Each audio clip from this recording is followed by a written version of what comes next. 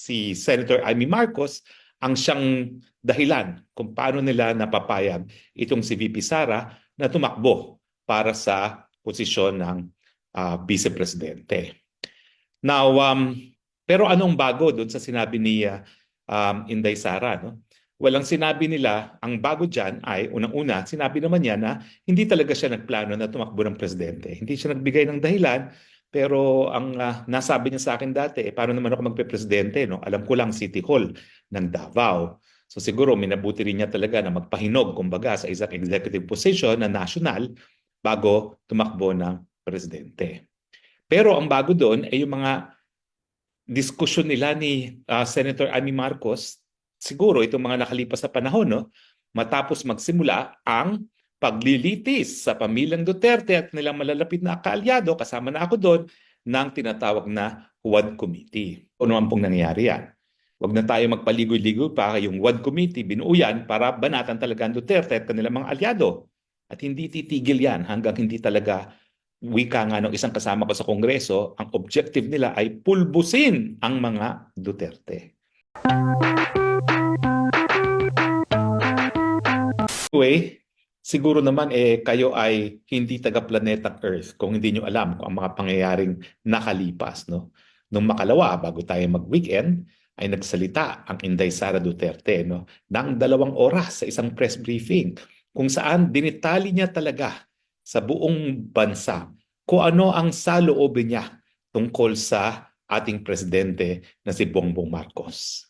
Huwag natin kalimutan kaya naman ginawa ito ni VP Sara dahil ang sabi ni PBBM, mukhang siya pa raw ang na quote-unquote deceive kung sila ay tunay na magkaibigan. Dahil ang sabi niya, ang alam niya, magkaibigan sila.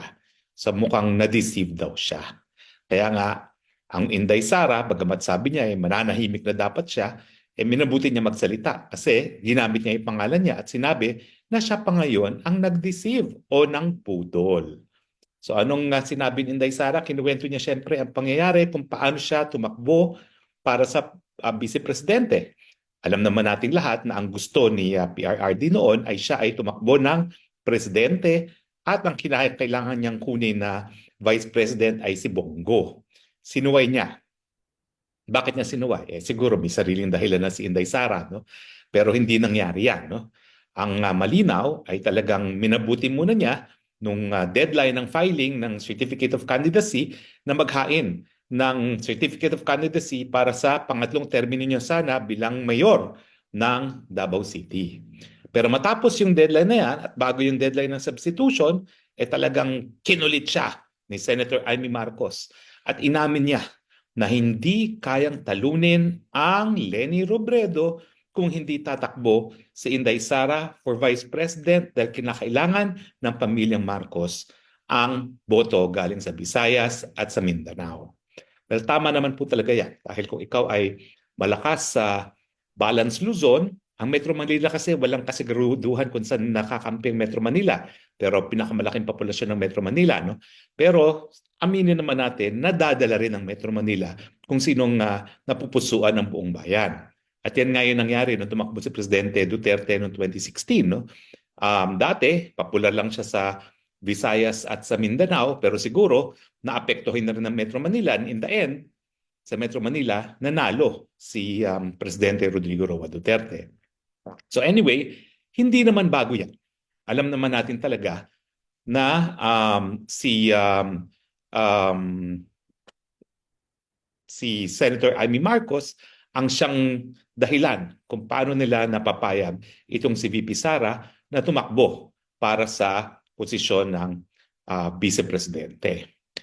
Now, pero anong bago doon sa sinabi ni Inday Sara? No? Walang sinabi nila, ang bago dyan ay unang-una, sinabi naman niya na hindi talaga siya nagplano na tumakbo ng presidente. Hindi siya nagbigay ng dahilan, pero ang nasabi niya sa akin dati, paano naman ako magpe-presidente? No? Alam ko lang City Hall ng Davao. So siguro minabuti rin niya talaga na magpahinog, kumbaga, sa isang executive position na national bago tumakbo ng presidente. Pero ang bago doon ay yung mga diskusyon nila ni Senator Amy Marcos, siguro itong mga nakalipas na panahon, no? Matapos magsimula ang paglilitis sa pamilyang Duterte at nilang malalapit na kaalyado, kasama na ako doon, ng tinatawag na Juan Committee. Ang sabi niya kay Senator Amy, naku, pag hindi pa sila tumigil, huhukayin ko yung bangkay na kanyang ama at itatapon ko sa West Philippine Sea. Siyempre, ang mga alimpores ng Tambaluslos, ayan na, to the rescue. Bakit daw binabastos ang mga patay? Sa tingin ko naman, hindi literal yun. No? Hello. Ang ibig sabihin lang ni VP Sara, alam naman nating lahat na ang tanging presidente na pumayag na ipalibing sa libingan ng bayani ang labi ni dating Presidente Marcos Sr. ay walang iba kundi si Presidente Rodrigo Roa Duterte. No? Ilang presidenteng nakalipas, hindi pumayag si Cory, hindi pumayag si FVR, hindi pumayag si Erap Estrada, hindi pumayag si Gloria Macapagal Arroyo, hindi pumayag si Noynoy Aquino. Mantakin ninyo, 5 presidente hindi siya pinalibing sa libingan ng bayani at matapos ang napakatagal na panahon. Ewan ko nga ba kung paano nila na-preserve yung labi ni Marcos Sr. dun sa Ilocos Norte, no? Tsaka lang na palibing noong 2016 matapos na maging presidente ang Rodrigo Roa Duterte. So, ibig sabihin lang talaga ni Inday Sara Duterte doon, hindi naman literal, kung hindi, mangga. Or yung ating tinatawag na, ano ba yan? Wala na ba talagang utang na loob ngayon sa larangan ng politika? No? Mantakin ninyo, 5 presidente yan. Ilang taon yan? Ilang taon yan? Kung 5 presidente yan, that's 5 times 6 after 30 years. Tsaka lang napalibig sa libigan ng bayani ang kanilang ama. Anyway, so yun ang saloobin niya. Wala talagang tinanaw na utang na loob. Una. Now, pangalawa, ano pa ang mga nabanggit niya? Walang pinaka matinding na nasabi niya sa tingin ko ay yung kinuwento niya yung pangyayari sa PMA. Ngayon, alam na natin lahat sa video ng PMA yon. Now, doon sa hindi mga nakakaalam, ang konteksto niyan, yung nagkaroon din ng isang PMA graduation, nandun ako sa Baguio, naalala ko yung araw na yon, at hindi ako nakabihis nung araw na yon. Yung pala, formal ang bihis dun sa graduation ng PMA. Ako lang hindi formal, no? Pero doon yung nangyari na may isang kadete, graduate ng PMA, na hiningi ang relo ni dating Presidente Rodrigo Roa Duterte as his graduation gift. At binigay naman ni Presidente Rodrigo Roa Duterte. May gumaya pala. Ito, revelasyon to dahil hindi natin alam to eh. Ngayon lang natin nalaman ito na may gumaya pala na graduate din ng PMA, hiningi ang relo, at ang sinabi daw ni PBBM is, why should I give you my watch? Ako naman, kayo naman, no? Hindi niyo ba alam kung ano ang taste ng mga Marcoses? Siyempre, hindi yan magsusuot ng mga Marcoses, bago tayo naputol, no? Ay hindi mahilig sa chipipay. Well, yung suot-suot nga niya nung inauguration niya, isa sa pinakamahal na Rolex watch, no? So, I could imagine na sa pang-araw-araw niya, mahal talaga yung relo niya. At siguro naman, talagang itong si PBBM, nangungulekta ng mga mamahaling relo. Kaya ang tanong niya, ba't ko naman ibibigay sa iyo ang aking relo? Well, ang nasak ako doon sa reaksyon ni Inday Sara. Nakatabi niya yon. Unang-una, sabi niya, nagtawanan pa yung 2 katabi ni PBBM. Hindi ko alam kung sino yun. Ha? Tingnan nga natin. Ha? Pero I suppose dahil graduation niya ng PMA, baka isa dun ay si Defense Secretary Gibo Teodoro. No? Hindi ko pa alam kung sino pa yung pangalawa. No? Pero ang sinabi talaga ni Inday Sara, diyan ako na-shock. Kasi for the first time sabi niya, gusto kong pugutan ng ulo. At doon daw niya nalaman na hindi na sila talaga po pwedeng magsama. Dahil yung humihingi ng relo na napahiya ay isang kadete na darating ang araw, iaalay ang buhay para sa inang bayan. Ano ba naman yung relo na ibibigay doon sa isa na mag-aalay ng kanyang buhay? Now, sa akin, importante yan. Kasi yan ang talagang malinaw na deklarasyon na wala na talagang pag-asa na magkasama muli ang Inday Sara Duterte at ang PBBM. At ang dahilan kasi iba ang kanilang pananaw sa buhay. Iba ang pananaw ni PBBM doon sa mga nagtapos sa PMA. Sa kanya, ang tanong is, ba't ko bibigay sa yung relo ko? Sino ka ba? Pero sa pananaw naman ni BP Sara, ito ay isang bayani na iaalay ang buhay niya, kahit ano pa yung relo na yan, maliit lang yan na bagay. Katumbas yung pagnanais at na ialay ang buhay nung kadeting yon. Sabi nga ni Inday Sara, ibibigay niya sana yung relo niya, kaya lang hindi naman sa kanya hinihingi, no? At saka pambabae, syempre, hindi naman hihingin yon, no? Dahil pambabae. So anyway, doon lang ako nagulat kasi talagang malinaw na this is it, wala nang balikan. Now, napanood nyo na naman yan. I'm sure lahat kayo napanood nyo na yan. So ang tanong ko lang is, ano mangyayari sa susunod? Sa totoo lang, nung napakinggan ko yung mga deklarasyon ni BP Sara, sabi ko, ay sa wakas, ito na ba yung inaantay natin? Dahil yung mga naunang deklarasyon ni BP Sara, sinasabi niya na hindi siya oposisyon. Siya'y nagmamahalang sa bayan, no? At talagang itataguyod yung kabutihan ng bayan. Pero ibig sabihin ba ngayon na sa kanyang pag-amin na wala ng pag-asa magkasama muli ang Marcos at ang Duterte, na siya na ngayon ang leader ng oposisyon? Importante kasi na magkaroon ng leader ng oposisyon eh. Dahil kung babalikan natin ng kasaysayan, no? Lahat ng mga pagkakataon kung saan nagsalita ang taong bayan at hinusgahan ang isang leader na sa tingin nila na hindi gumaganap sa kanyang katungkulan, merong leader ang taong bayan. You don't have to be a dilawan para malaman naman at aminin ang leader ng People Power, Cory Aquino, isang housewife. At siyempre, nung panahon naman ni Erap Estrada, siyempre, ang tumayong leader din, isa na naman babae, Gloria Macapagal Arroyo. So ngayon, ang tanong, itong pangatlong babae, tatayo din ba siya ng leader ng oposisyon? Ako tinuturing kong malapit ako kay Inday Sara, pero hindi ako magkakamali na magsalita para sa kanya dahil hindi ko talaga alam kung anong nasa isipan ni Inday Sara. Pero abangan natin ang mga susunod niyang deklarasyon dun pa sa kanya mga susunod din na mga press conference. Ang pangako niya, pag-uusapan si Tambi. At siyempre, meron pa siyang isang video na sabi niya ay ipalalabas niya. Now, si Maharlika, nagtanong, ito bang video ito, ito ba yung bigayan ng lagay? Dahil ang sinabi ni Inday Sara, pinakagrabe rin itong deklarasyon laban kay Tambi. Mantakin mo, ang speaker natin, caught on official court document na tumanggap ng suhol. Dahil nabanggit yan ng Vice President, hindi ba dapat imbestigahan na ito ng ombudsman? Dahil ng mga panahon na yun, miski hindi naman siya speaker, kung hindi ako nagkakamali, siya ay nasa katungkulan pa rin. Siya ay congressman, siya ay, kung hindi ako nagkakamali, majority floor leader ng mga panahon na yun.